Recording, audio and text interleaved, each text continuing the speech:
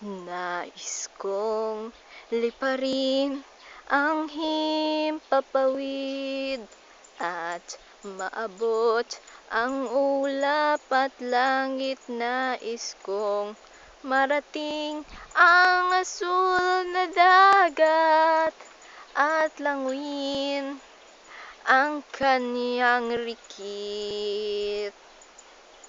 Nais kong mahiga sa kandungan nina at lasapin ang kanyang mga haplos. Nais kong marating ang paraiso upang doon ay mamahinga itong puso.